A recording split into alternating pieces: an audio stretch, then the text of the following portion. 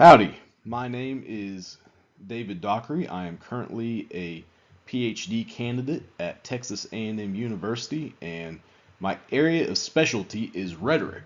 So today I want to talk to you about what rhetoric is and how you might use it in a research project. So we will cover 5 areas. We will cover the definition of rhetoric, the purpose of rhetoric.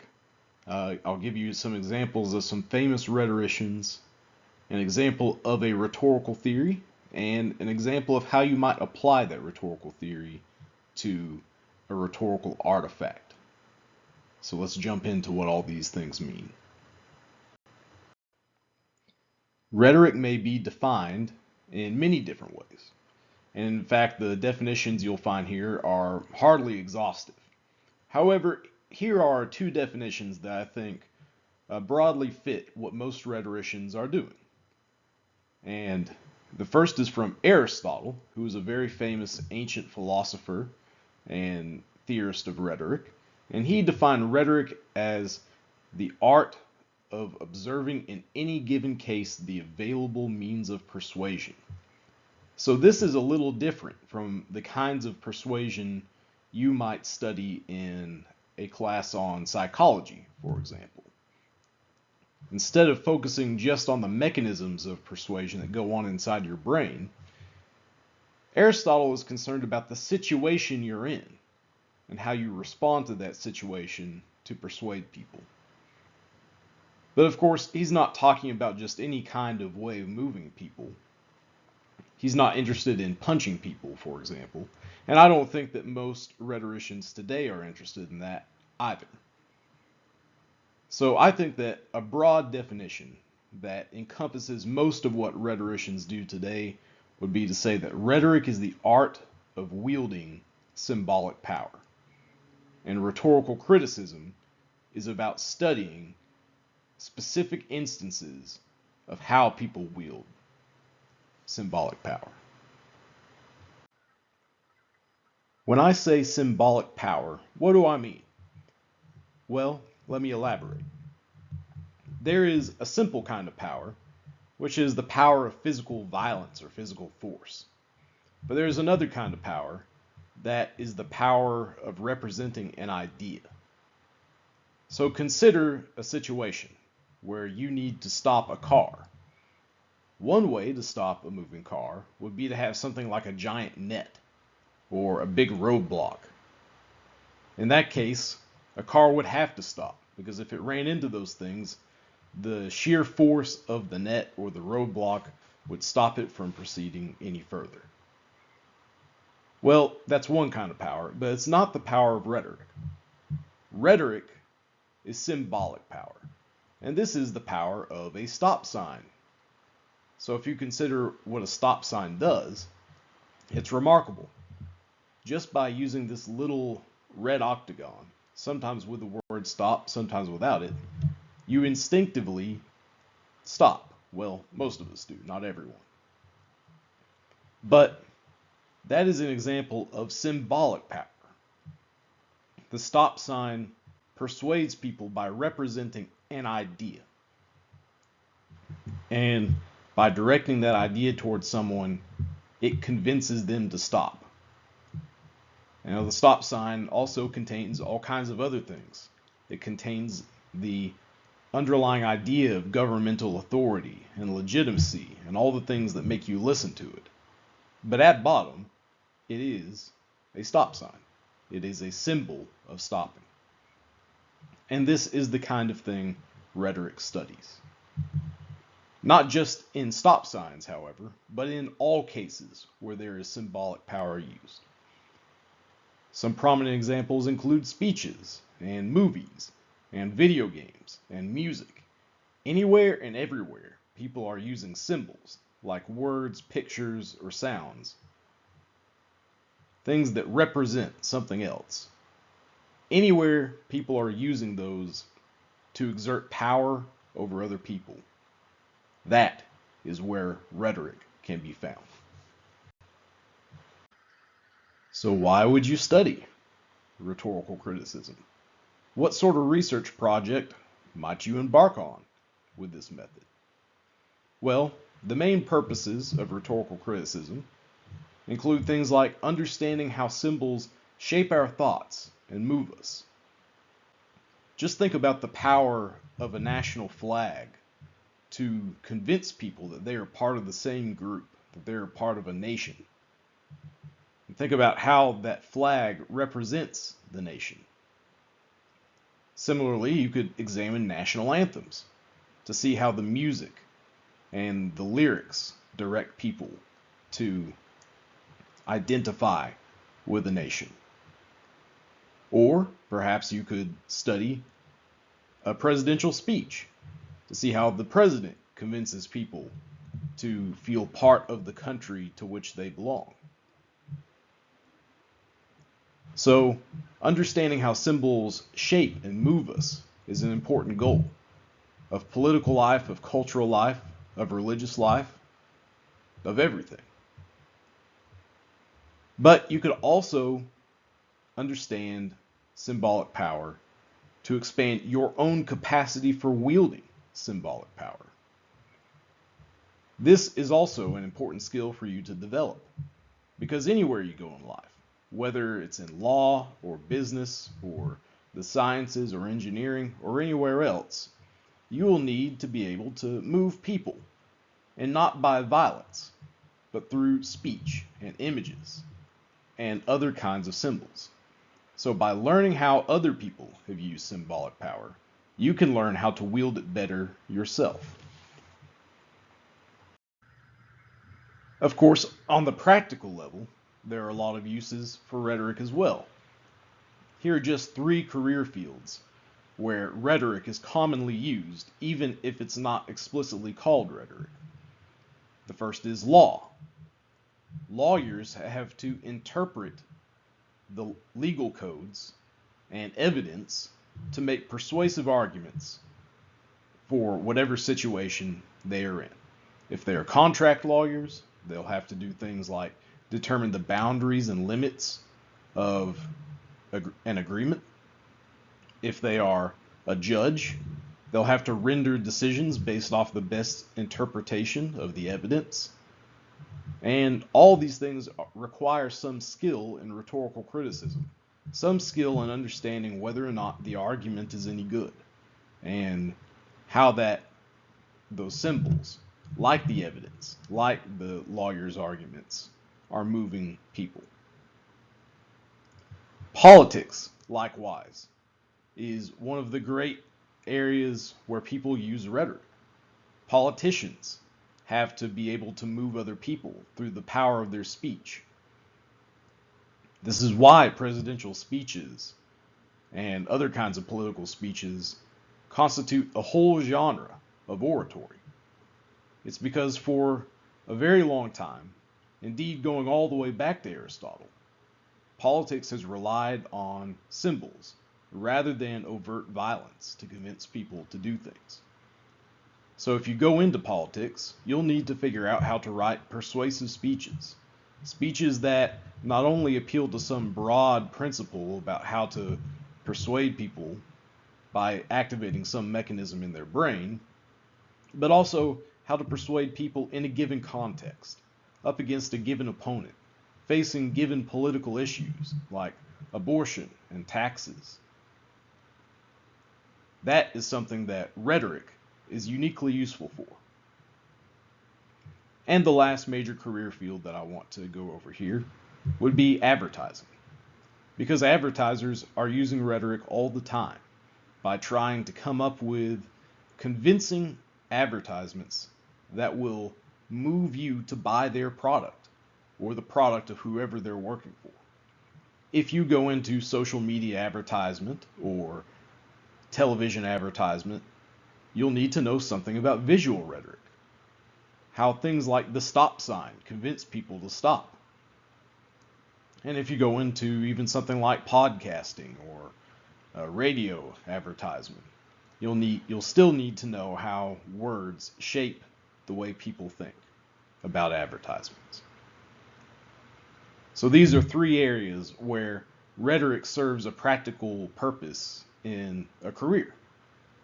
So that even if you don't specifically get a job being a rhetorician, you can still use it in all kinds of practical circumstances.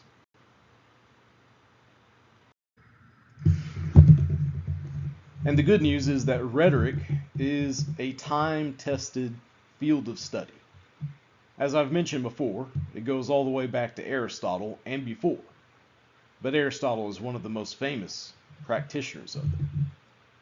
And after Aristotle, sometime later, in the 1st century BC, was Cicero, who was a famous Roman lawyer, and he used rhetoric to great effect during his legal career and political career. But another more influential rhetorician in later times, like the 20th century, would be Kenneth Burke, who's the fellow with the white hair on this slide. So if you're just deeply interested in rhetoric, I would recommend picking up any of their works and reading it. Granted, it might be a little tough to tackle on your own, but there are a number of great commentaries available to help you understand them as well. So now I want to talk about an example of a rhetorical theory you might use to do rhetorical research. I'm sure you've all, or most of you, have heard about Aristotle's idea of ethos, pathos, and logos. Well, that's what most people hear about rhetoric. I want to introduce to you another idea of rhetoric, another theory of rhetoric that most people outside the academy aren't aware of. And now you are. This is the rhetoric of public memory. Now, what is public memory, you ask? This is how we remember together. According to Blair, Dickinson, and Ott in their excellent monograph on this subject, they say, quote, "We use rhetoric to shape how we remember the past. This influences how we address current problems." So just think about how the Confederate memorials that still dot the landscape provoke so much national controversy. When we think about these things, we're thinking about the rhetoric of public memory. We're thinking about how these monuments shape how we think about the past. And that is exactly how you might use the rhetoric of public memory to understand what's going on in those cases. A particular example where you can use public memory outside of things like Confederate monuments it can also include things like historical movies and books and video games. These things paint a picture of the past that really reveal how we think about the past. Now, in my own research, I am a rhetorician of video games and how they portray different ideas. And this is a video game that is a great example of public memory. This game, called Battlefield 1, came out in 2016 and was developed by the developer DICE. It is set during World War I. Watch this short clip with me and think to yourself about how this video game is portraying the past. Instead of adventure, we found fear. And in war, the only true equalizer is death.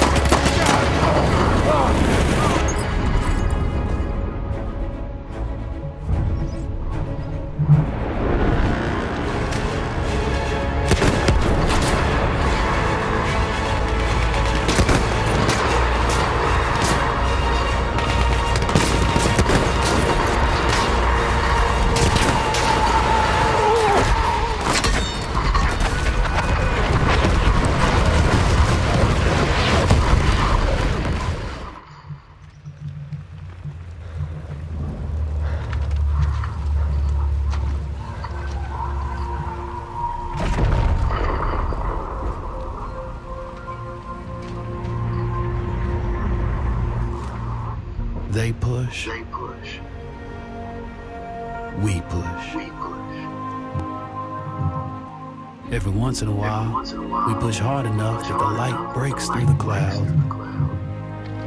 It's in a world beyond the war glimmers, just out of reach. The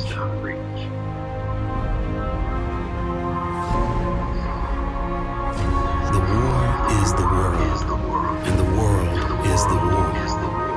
But behind every gun sight is a human being. We are those people. We are the jaded, and we are the naive. We are the honorable and the criminal. We are the bound for legend and the lost to history. We are the knights of the sky, the ghosts in the desert, and the rats in the mud. These are our stories.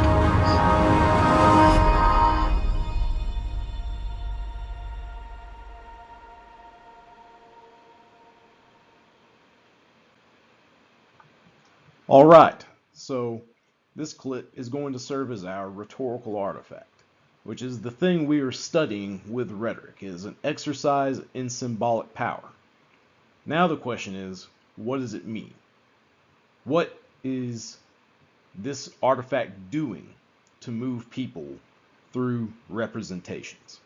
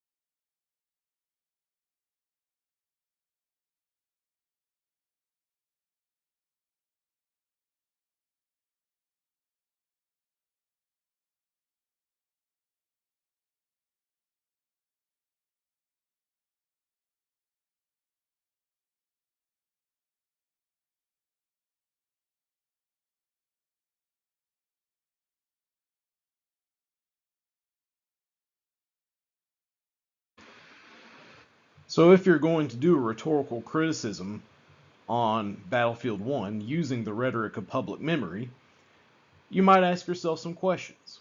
What is the game basically saying? Based off of what you saw in that gameplay and those cutscenes, what do you think the game's main point is? What's its thesis, in other words? You might also ask something like, does Battlefield 1 glorify war? If so, how? What are the things we can point to in the game that demonstrate that it is glorifying the greatness of war? Or, conversely, saying that war is a bad thing? And another question you might ask is the relationship between Battlefield 1's portrayal of World War I and our more recent wars. For example, does Battlefield 1's portrayal of World War I echo any sentiments we might have about the war in Afghanistan or the war in Iraq? And also, what are the means of persuasion the game uses to make you feel something about World War I? What is it that the game is representing that sort of reaches into your soul and affects you in an important way? When you're able to connect those things from the past to the present, when you're able to understand how this portrayal of the past is involved in the way we think about things now, you have answered an important question about the rhetoric of public memory. Now, I'm sure you may have your own critiques of this game if that's something you're interested in. But for example, if I were critiquing this artifact, I might say something like this. I think that World War I is trying to rehabilitate the image of veterans. Because during World War I, or after World War I, veterans were perceived to have died for nothing, died in a war that meant nothing, that accomplished nothing, that only spread more bloodshed. But the game was trying to portray them as people who found meaning in their circumstances regardless of that. And now how do I know that? Well, while the gameplay demonstrated the horror of war, the cutscenes that came after it added a glimmer of hope and focused on the veterans themselves and their stories, and how it was those stories that gave meaning to this war, not the nations they were fighting for. And I think that helps us answer questions like, does Battlefield 1 glorify war? Well, no. War is portrayed to be a bad thing. Nonetheless, the people who fight in the war are not bad. They're people stuck in a tough situation. That, I think, is what the game is trying to say. And you might see how those same sentiments are echoed in our discourse about Iraq and Afghanistan. We so often describe those conflicts as meaningless, as having accomplished nothing except spreading more bloodshed. And what does that mean for the veterans who fought in them? Well, maybe Battlefield 1 is a way of echoing those sentiments and saying something about them, even as it's really talking about World War I. That's the kind of thing you might do in a rhetorical criticism. It helps us understand how this representation of World War I shapes how we think about war generally. And you can do that in all kinds of circumstances, whether it's race, gender, religion, or any other thing that is being represented and shapes how we think. There you can find some use for rhetorical criticism. So in conclusion, rhetoric is the art of wielding symbolic power, and rhetorical criticism is partly about understanding how people use symbolic power. It is also a method for shaping ourselves and growing our own abilities to wield rhetoric, to shape the lives of others, and indeed shape ourselves. You can use rhetorical criticism to understand all kinds of different artifacts, including books, movies, games, speeches, music, whatever and wherever you may find the use of symbols. And practically, it's useful in all kinds of careers. I highlighted just three: politics, law, and advertising. But you can find a use for it wherever you end up. So I hope that has helped you understand something about rhetoric and how it can be useful for your research. See ya.